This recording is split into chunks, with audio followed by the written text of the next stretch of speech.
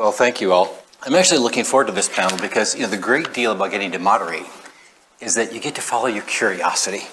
And I know I'm going to learn today. So the topic is digital transformations. And, that digital transformation is not just taking place in the auto industry. It's a global trend. It's impacting consumers, businesses, and governments everywhere. But maybe there's no industry that better embodies that change than the auto industry. The shift from sort of traditional mechanical engineering and electrical engineering is happening here faster, and the impact is huge. So we want to explore the impact of sensors, data, computational capacity, and connectivity. So to do that, first I'm just going to have everybody introduce themselves. I'm Lance Bultena. I'm with a law firm called Hogan Lovells. We're global. We've got about 2,500 lawyers, and we have a sector group called Mobility and Transportation that has about 700 lawyers. And my job is to be the thought leader for that group. So our panel, Sabine, we'll start with you since you're right in the middle. Okay. We want to be confusing. We don't want to just go down the line. We got to keep them on their toes. So Sabine. Absolutely. Quick introduction, Sabine Scheunert. I'm heading the worldwide division in running the digitization in our company, Mercedes-Benz. It's a global team, and we have a lot of, as you said, we are really talking about the revolution behind the revolution. So huge transformational task in terms of digitization, but also enabling the full electric shift towards the new concept of mobility. Excellent. And now, Manja. Yeah, thanks a lot. Manja Greimeier. I'm responsible for the ADAS segment in the Autonomous Mobility Group as part of the automotive organization of Continental. And we are also undergoing a huge transformation in our entire Continental organization, and in particular to address the growth market, autonomous mobility, where we are investing and where we are also getting stronger and stronger in extending our portfolio. Happy to be here. Bernd. Yeah, thanks for having me as well on this panel, Bernd Reichert. I spent 30 years now in automotive, most of my time at big tier 1 corporations, the last 7 years together with Valeo in the space of ADAS, and I decided last year to go to Silicon Valley. I must not say startup, I must say a growing company to support the change in the industry as well on the sensor side in the LiDAR spectrum, and I'm responsible for the global sales and business development network in AEye. Well, thank you. Transformation implies, change, in fact, very significant change. And two of you from companies that we've all heard of, they've been around for many decades, they're global. Can you give us some of the insight about how you're working to shift that culture, that outlook, in a company that's well established? So maybe Manja? Yeah, indeed. It's a huge challenge to go from a very traditional business into the new world. And for us, transformation is really now a muscle that we are training every day. For us, we are having a very strong component background. So we are very strong in radar business. That's our heritage since 1999. So we have also very strong connection to safety, critical scenarios, safety requirements. But we are also extending our portfolio. And that means also investment, but opening up with partners. So it's really a common approach that we take because we see that consumer needs are changing. We see the complexity is huge, and also we see that actually the speed and the flexibility we need, we cannot do it alone. So that's why we integrate a lot of partners and co-develop and work, let's say, on the software part, on open source models to make sure we accelerate our products and be faster to the market. Excellent. Sabine. Yeah, the same for us at Mercedes-Benz. I mean, it's not only the decision that we have been taking in terms of shifting fully towards electric mobility by the end of this decade. Also, our sustainability strategy puts us really into a challenging situation around the enterprise transformation. And I would probably also raise one topic which is very close to my heart because it's a huge shift. We're shifting our business model in terms of transforming from a I would say, step sales pros into a full omni-channel digital experience. What you can see, and I think this also was supported by the pandemic situation, is that our customers are not really prioritizing to go to the retail stores. They really check online what is available, what our cars are looking like, how they could do their trade-ins, and we see that they are really now, I would say, more than 90% in the online area. And you can imagine it's not only difficult in terms of a challenging situation with regards to negotiations, but we are convinced that we have to go full digital, so 100% digital when it comes to the omnichannel experience. Customers simply want it. And this is what we are currently doing. We are shifting market by market towards a full direct sales or omni-channel experience. And you can imagine it's not only the legacy systems that are creating a bit of headache from time to time, but it's also that we have to rethink the processes, because the ones that we had the last decade might not be the process which fits fully into the digital world. And I think this is also something where, Manja, you said it, speed becomes very important, but also some risk-taking, that teams are opting towards the best solution, which has nothing to do with probably the one which brought us where we are, so which made us successful. And this, I think, is also in terms of shift in mind shift in terms of the culture, something that is demanding and challenging for the teams. So it sounds like there's a real cultural shift as well as a new type of skill that's needed, and even a risk-taking profile to succeed in this market. Absolutely. Is that where you agree? Bernd, we have two companies that have been around for decades, and then you took another approach to entering a transforming market, which is have some cool technology and run toward it with the new company. Can you give us an outlook from that vantage? Definitely, and I think we are a perfect fit in this case, because at the end, what Manja and Sabine said, that it's all around speed, it's around simplification of processes and being really time to market, and especially now with the consumer demands, and we have heard it from Yves in the beginning at the 9 o'clock session, that basically over-the-air update capability, software updates, functional updates, new features, sale and so on. This is exactly the part where we believe that as well, not only from the software side on a higher level system, on an ECU level, but as well from the sensor side, you need to have a flexible sensor set in order to react on these demands. And this is exactly the vision where our company is coming from. So I'll give you a short history, a bit background. So we are coming from the idea comes from the military industry. So you have probably heard about this famous sniper tripod, which is still on every fighter jet in the world, which is basically a targeted system, targeting system, which is tracking fast-moving objects.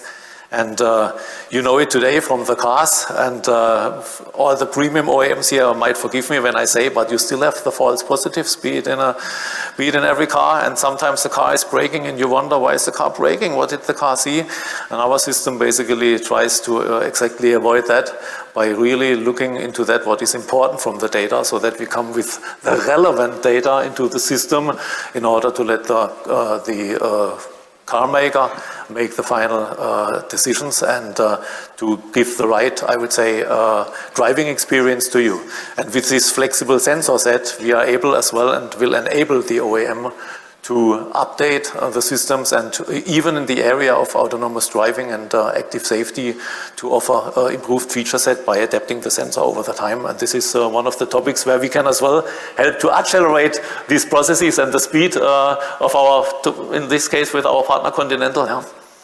Well, let's dig into that a little bit. As I understand it, in the past, when a vehicle was sold, it was kind of optimized and fixed, and the revenue stream kind of stopped there. Now we have a software that can change, it can improve, it can be modified, it can have new challenges introduced. That significantly changes the relationship and the revenue stream. Can we dig into a little bit about what that means for the company, what sort of products and services you see deriving from that kind of change, and so that we can get a better, fuller vision of the future? I think, how about Sabine, you start us off? Yeah, because I think I have to correct you a little bit, because Okay. the revenue stream didn't stop. We have our after-sales area, which is huge and also contributes enormously, not only to revenue, but also EBIT. But you are absolutely right. We see there a huge potential because we can keep our cars fresh. And this is something that really changes, which we didn't have. So you bought your car either as a first owner or as a second or third or fourth. Yeah, and the car was somehow the car that was bought years ago. Now we have, first time ever, the opportunity to keep the car fresh and also to offer our customers digital services, products, where we are hopefully able to create what we call the Mercedes Me ecosystem, which is sticky enough where we are in continuous dialogue with our customer, and this changes. So before we had the maintenance stops, or hopefully not, but the accident management, and these were rather moments of truth which were not in a very positive, I would say, connotation. And now finally we have the opportunity in the holding period to be in continuous dialogue and to be able to identify what kind of digital product service could be relevant to the specific customer, and this also on a personalized basis. And here comes, I would say, the change in the way of how you experience your cars, how we are able to keep the cars fresh, and I think this is going to create a full new ecosystem which we hadn't seen before in the auto industry. And is that changing the relationship between OEM and dealer, or not a concern for you? I mean, what we always said also by shifting towards the omnichannel is that it's absolutely clear that we want to keep a very, very successful partnership. We are talking to entrepreneurs. We did everything in terms of having very strong retail organizations around the globe. And we are convinced that this relationship is going to be kept, even though if customers shift towards rather the online channel. And if you imagine that we still have topics where cars need to be in the dealerships, in the after-sales areas, I can imagine that the dealers are becoming an even more important role when it comes then to the physical contact, because when the physical contact is established, then it's going to be with our retail network. And therefore it's very important that we are on that journey together, yeah, and that we are really exchanging and we are supporting the same vision and strategy. Manja, what's your take? Yeah, I think keeping the cars fresh, that's the good term, and I think it came really along from the infotainment. So you are sitting in your car and you have an old navigation system, so strong disappointment, I think. And now it's also evolving into more the safety features, because the legislation is evolving and the access for safety systems to the mass market is really important for us. So this is also something that is changing significantly, that the sensor suite that you need on a car, that you equip the car really fully with all the sensors, that you need to have certain safety levels into autonomous driving.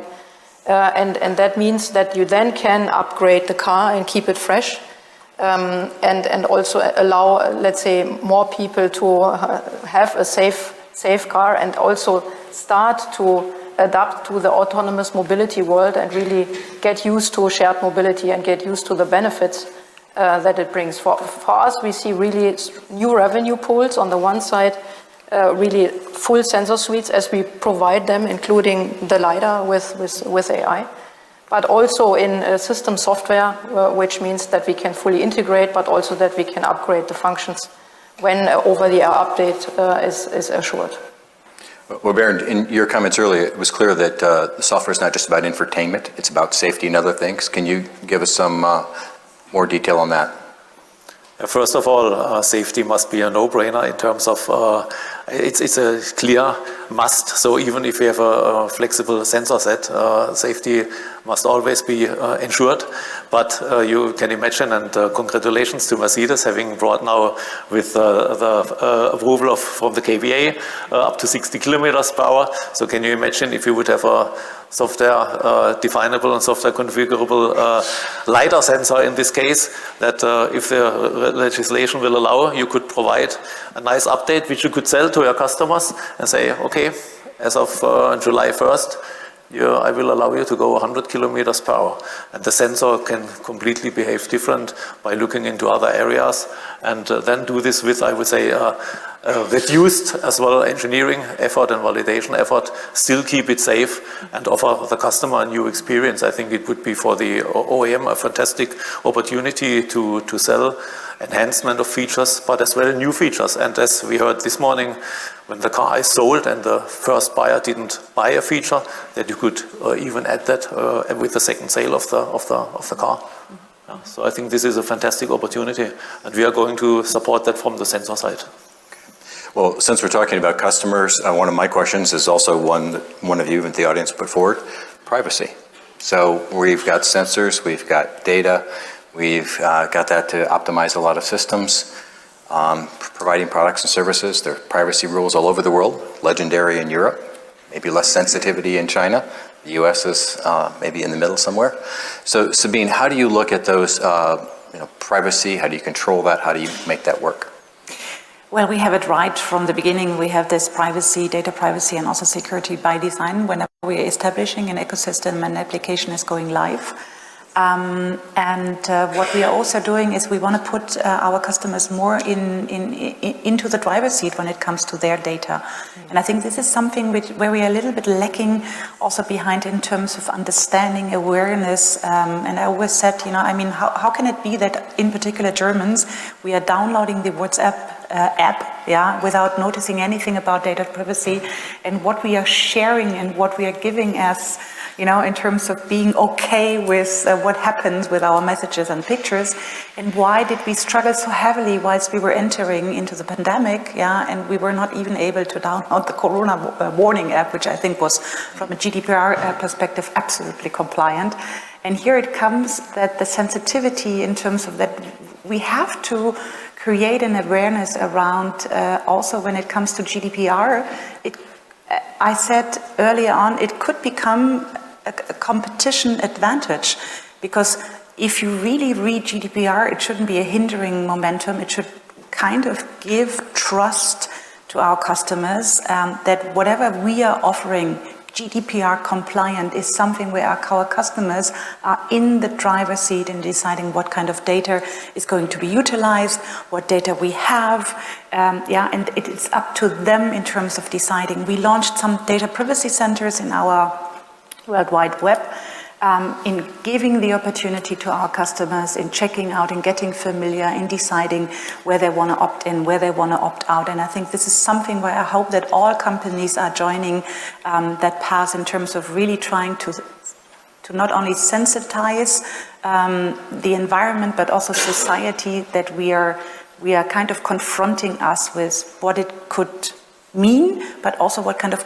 opportunity it could create by sharing more data. I'll stick with you just for a second, Sabine.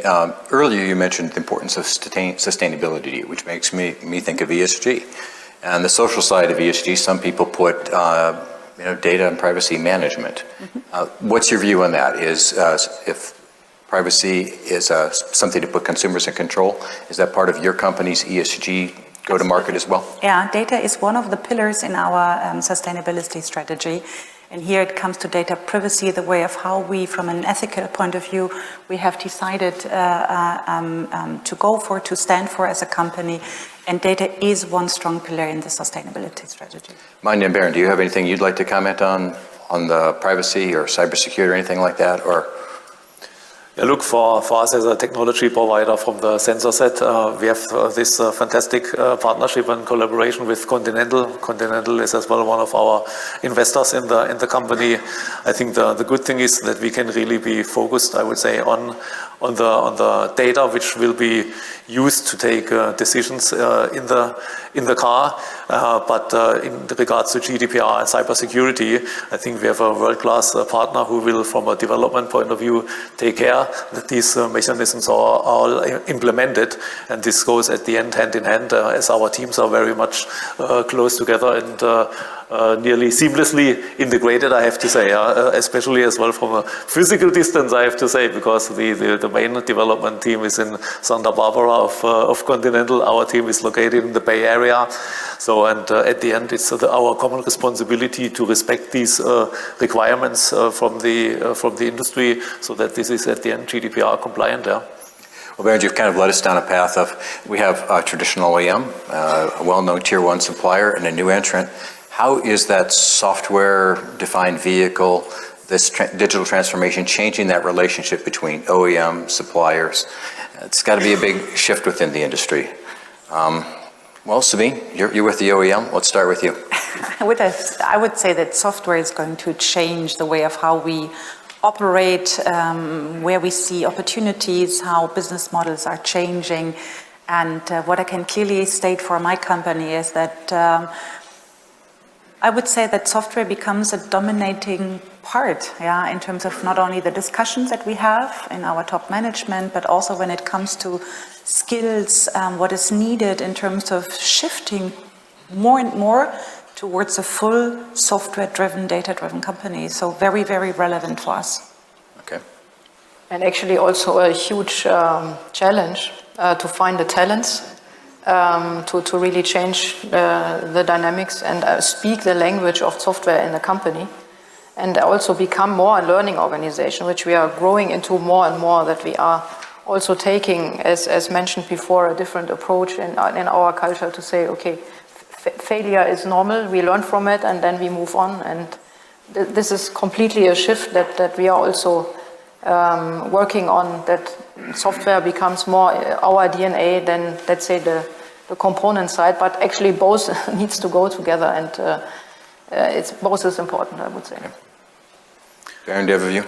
Yeah, I would say many investors, analysts already see us more as a software company in the meantime, because more or less the technical components for the LiDAR, they are defined, and at the end it's now up to us to really configure it with the software, with the right, I would say, scan patterns to get everything what is in front or in the rear of the car to get detected and measured. So this is more and more software, and I would say 70-80% of our teams in engineering are in the meantime software. So it's a very important factor, and this goes obviously then hand in hand and then being integrated in the higher level system on the Continental side. Well, we're getting some questions from the audience. They like the idea of keeping the car fresh. But I'm getting the idea that there's also a question, well, that sounds great, but how do you make it happen? You know, what has to happen with maybe the software and the sensors and the like, so that the idea of change is real, not just talked about? Does anyone have a perspective on that? Yeah, I think to ensure this, you need a really scalable sensor set, okay, and adaptable sensor set. So actually you need to really develop it with the ambition to ensure autonomous driving is possible. So really, really important that this is considered in the requirements. And then also to be able to integrate entire systems into the car. And when you ensure this, you can also then have the opportunity to upgrade then the functions along the life cycle of the vehicle. Well, Bernd, how do you do that? I mean, I think of your company with its sensing capacity, its software. How do you build a sensor so that it's future-proofed? Until recently, we have seen that many specifications we have received from the customers, they were basically looking to physical KPIs of the sensors. This is changing in the meantime. So we get more and more requirements where the customer says, I have a highway pilot application, for instance. I want to see 400 meters at 130 kilometers per hour, and I want to see the lost tire. I want to see the pallet, the wooden pallet on the street, and so on. They're coming with this. And then they say, I have an urban mode where I need to take care for cut-ins of pedestrians and bicyclists, and I do not need to see 400 meters, but I need to have my resolution completely different. And we are coming more from this approach that we try to understand the use cases of the customers, and then basically configure the sensor really depending on the driving mode. So for instance, a highway pilot, the sensor behavior will be different than when being in urban mode, because as said, on the highway with 130 kilometers, you must not take care for bicyclists making cut-ins at 5 meters. But when you are obviously in urban mode, you don't need to look 400 meters. So that's why we're coming more from the features the OEMs want to offer. We try to understand the use cases rather than just looking to the physical KPI of the sensor, because these legacy sensors, they are defined, and then the OEM usually has to live with this sensor a couple of years and cannot change anything. Okay. Well, we've bumped up on the role of governments. with privacy, touch with ESG, because that's getting regulated, the transition to EVs. It's kind of a government pull as well as companies pushing in that direction.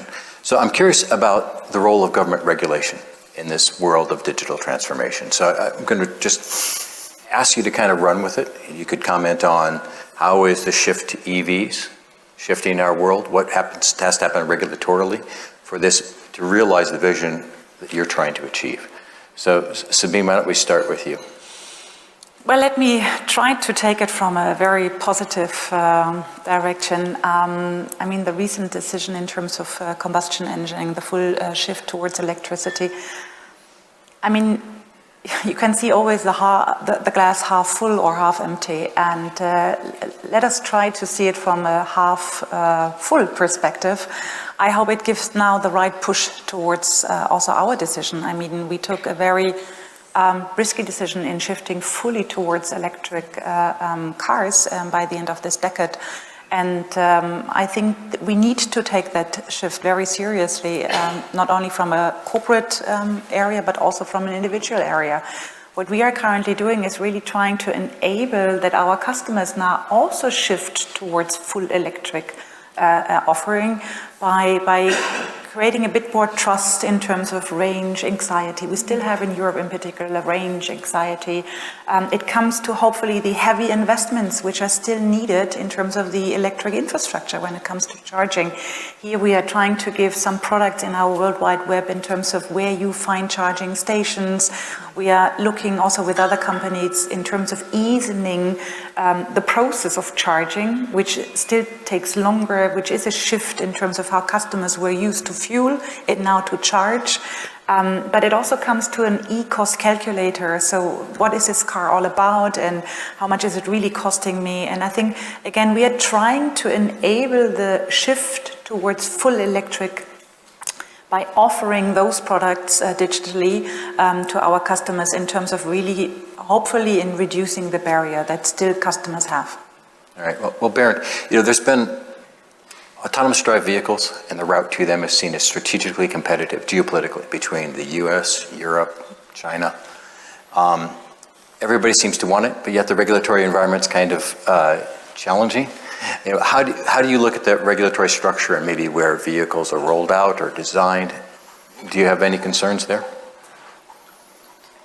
I would not say concerns. At the end, we see it. I would say in the entire world that the regulation is going forward. We see it with the European initiatives, potentially in the EU, maybe even easier than looking, for instance, to the United States, where we have obviously all the companies in Silicon Valley very active, very fast moving forward. But on the other side, then going from one state to the other, you go from California to Nevada, from Nevada to Arizona, you can have different rules which you have to apply, which makes it at the end, I would say, difficult to find a nationwide regulation. So that's potentially one of the advantages of the EU. And China obviously is moving very fast. We have seen that the Chinese OEMs are taking a lot of risk speed in the implementation of domain controllers on software, that they take very fast decisions, but they have as well a different kind of culture, because at the end, when they make mistakes, I would say they repair. They are very fast, and they have a very, I would say, their process world looks different, yeah. So they can, and you know it by heart much better from your experience. I mean, I let you comment on that. But I think there, from a cultural point of view, it's very different. For us, the market, we are open for that. For us, it's more or less the topic still how to protect the IP. Yeah. Well, let me drill that a little bit. I need to highlight something. I'm an American, obviously. You figured that out by accident. We have, we're here in Germany, and a few years ago, if you were doing this, whether you're in Asia or the US or Europe, you had this kind of sentiment. The Americans and the Chinese, they move very, very quickly and take risk. And the Europeans were kind of pessimistic about the ability to get it together regulatorily and thought the development and the investment would be elsewhere. And Bernd just said something that I just can't resist flagging. It sense that the EU is ahead, and that in some ways it's easier because it's a holistic system. Is that where you're taking it right now? And That's important. Yeah, but there's one other element, Lance, which is, are we ready from, I would say, from the practical environment to implement what the regulation will allow us? Just take, for instance, okay, we don't talk about trucking today, but if you look to commercial trucking and what is possible in the US with this long distance, from warehouse to warehouse, is different. Can you imagine to implement that in Europe, getting from, I would say, Hamburg to Rome, which should be usually easy when being on a highway? I think we have a complete different, I would say, system how we are built, and I think we have other challenges, even if the regulation will be potentially faster, right. We will have other challenges just from the way how we are structured. Any other comments about the regulatory dynamic on sort of software-defined vehicles or advanced driving? Well, maybe just one comment. I mean, it took me nearly 45 minutes this morning to come here for, I think, 5 kilometers. I don't know whether this is related to Munich, but if I just also compare it to Stuttgart, and probably also the German Autobahn, and currently we have to do something. I think it was not only decided yesterday in Elmau. Europe has to accelerate in terms of the investment when it comes to infrastructure. And here we are talking about the Autobahn, the autoroads, the main roads, city centers. Infrastructure when it comes to charging, I see there in nodding faces. So we have to get these things done. Otherwise we will really be behind. And I think this is something that hopefully we are also not only deciding now, but we are also able to realize it. We have the same issue in the United States. It's ideal to move in these directions, but now we have to do the hard work. But it has charging has to be there. The roads have to be there. And if you look, I mean, I'm living in Stuttgart. Everyone here, hopefully in that room, knows Stuttgart 21. So I mean, it cannot. Unfortunately, it's a reality. But we have to change that, and we have to get things done in Europe now when it comes to infrastructure. Well, one of the questions is, we're living in an increasingly complex geopolitical world. It wasn't so long ago that we, didn't seem like there were any trade-offs. People talked about Chimerica, supply lines could be long and thin and opaque, and we didn't worry about it. And now the world is shifting very quickly. And there's aggressive competition between the US and China for the last few years. And with Russia's recent war in Ukraine, it seems a lot more real. And I'm getting a lot of questions about how do we handle the increasing challenges between the US and Europe and China. It's a touchy question, but when you have a global business with a global scale, how do you think about that? How do you handle these major markets that are important to such big companies? Everyone's rushing to answer that question. So maybe let's simplify it. I assume nobody's willing to surrender either the US market or the Chinese market. Is that correct? No, why should we? Right, exactly. So I think I'm going to have to transition from there and just note the challenge. When you have such informed speakers from global companies who are reticent to answer the question, that is the most telling answer you can give. So the competition that's happening right now on the global scale is going to impact every company. It's going to impact all of us as consumers and every governmental entity out there, and it's a challenge. And the trade-offs are hard and they're difficult and they require daily attention. And I can tell you that they fill my email inbox with questions. So why don't we just leave it there and know that we're all going to have a lot of difficult things to manage together, and God willing, it will work out reasonably well. So let's do a time check. It looks like we've got a couple of minutes. Brenda, do we have time for a couple of questions from the audience, or how do you want to do it? Well, I'm going to take that as we can just keep going. We're getting questions about sort of the infotainment side of things, the living room in the car. How do you transition to that sort of experience? The phrase is the living room experience in the car and entertainment. Sabine, Manja, do you want to talk about the infotainment center a bit and how the digital transformation is changing what happens in the car? Yeah, I mean, we have been, I remember, we since many, many years now, we are talking about a third place inside the cars. And what Bernd mentioned in terms of also now that autonomous driving is getting more and more real.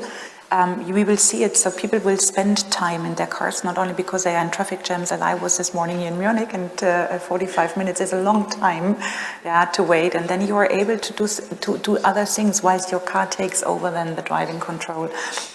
We believe in that concept. So the third space in terms of having an infotainment, being able to access your ecosystem, being able to not only do your job or having an office integration, but also being able to have a shopping experience, to organize things in your private life. I think we will see it more and more in the next years to come. All right. Anyone else? I cannot agree more. This is definitely, I think, the way we are going, and it goes far beyond infotainment and navigation. It really goes into the active safety. It goes into the ADAS, but it goes as well into the powertrain.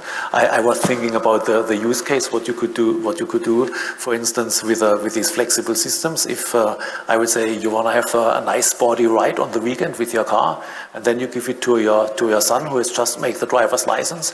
Do you want him with EV accelerate in 3 seconds from 0 to 100? Probably I don't want it. Potentially I want to have other profile and potentially get some other stuff for him to do and to learn. And I think with this, this flexibility we have, and the EVs are a perfect example to introduce a software-defined vehicle because the use cases probably they're endless. Yes, life perspectives changed. In my youth, I'd like to drive aggressively and fast, and my mother used to say, just don't kill anyone else with your stunts. And now as a parent, I'm on the other side of that equation, so that feature has some advantages. As we look towards that future, each of you is not just a business leader and a technology leader, and also a consumer. So as we sort of close out this panel, I'd like to hear what you're kind of excited most about as we enter this new digital future, as a consumer, a user of these services. What features do you think are just really exciting for yourself? Manja. I would say I'm really dreaming of driving into a city with a shared mobility option that I don't see in all the streets, hundreds of vehicles that are parking everywhere, and I cannot walk in the streets anymore. Even though I'm from the automotive industry, I like cars for sure, but I think we need to have a better coexistence of cars and our environment. And I think the options that we see and the digital transformation in general is connecting everything. So you are more flexible. You can have a car really as in a shared option and drive into the city and then walk the rest of the time, or take a different take a different way of traveling. And this is exciting. I think that we can adapt really our needs, or that we can answer our needs really with new technical solutions. Excellent. Sabine. I would add to that what Manja just said, by bearing in mind that we have a data-driven centric ecosystem one day, hopefully. I dream about being able to give back time to our customers, and I think this is something that became so precious, and I don't know how you experience that, but I think being able that we have the opportunity ahead of us, giving back time, by having processes which are very comfortable, that ease of use, that we don't have the hassle which we currently still have, and that this could create also an impact towards society. This is what I dream about. Bernd.